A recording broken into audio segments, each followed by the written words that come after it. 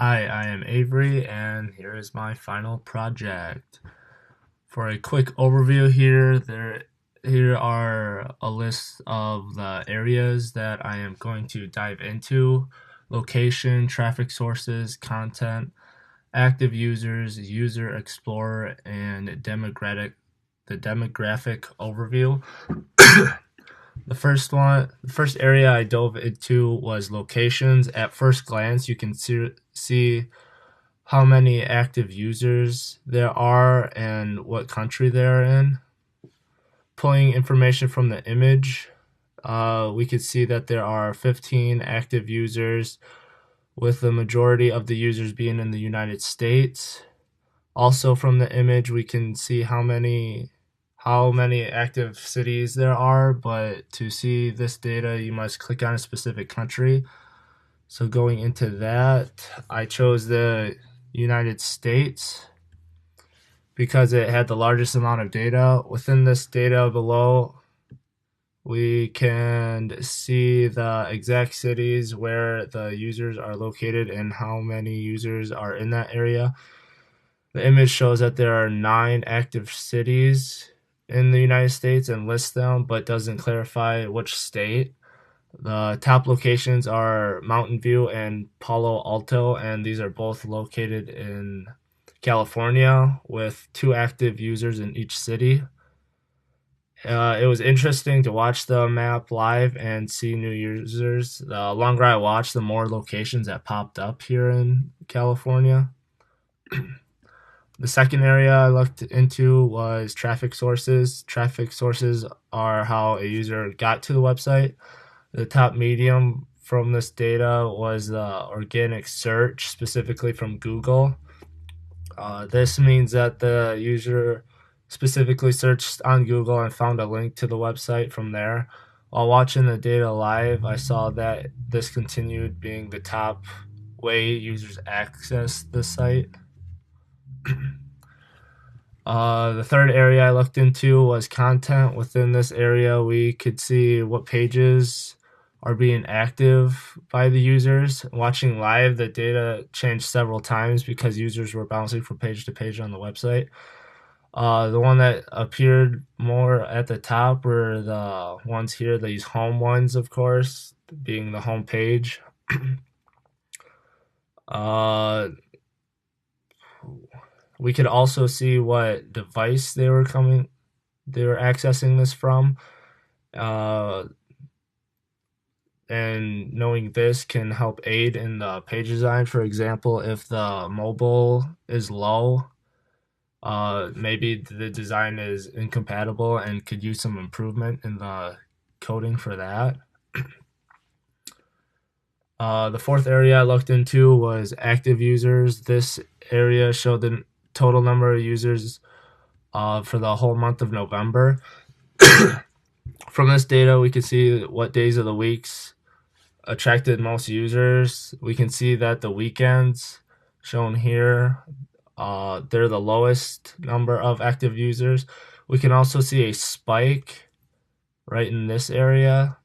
That specific day was Monday, November 27th, 2017.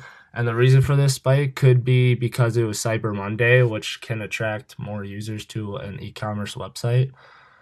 Moving on, the fifth area I looked into was the user explorer. This area is very unique as it showed individual users and their interactions with the website. We could see a user's number of sessions, the average duration of the session, their bounce rate, and more. The image, we can see the users given a certain ID to be identified with. The top user can be seen having 65 sessions with an average duration of 4 minutes and 21 seconds. And I'll be diving into this bounce rate that is extremely high here. From that, we can dive into the user more specifically when the user was on, how long they were on, and during what time, and pretty much everything. In the image, we can see that the user had several sessions, all being organic searches. on his desktop. However, these weren't effective sessions. Having a duration of 0 seconds, as shown here, means that the user has the high bounce rate, and we can confirm that with the previous slide with the high bounce rate of 76.92%. And then the final area I looked into was the demographics overview. From the image right away, we can see the age and the gender of all users between November 1st and November 30th. Looking at the data, we could see that the majority of the users are 25 to 34 years old and 68.5% male. It is important to know these demographics to help attract new users. Could there be any other way to track more female users, or maybe older or younger viewers as well? And then in conclusions, just a significant thing I found within my data was the number of users on a specific day, November 27th. This was unique because of Cyber Monday. And while this data was being collected from an e-commerce site, it was very interesting to see the spike in activity and users that day.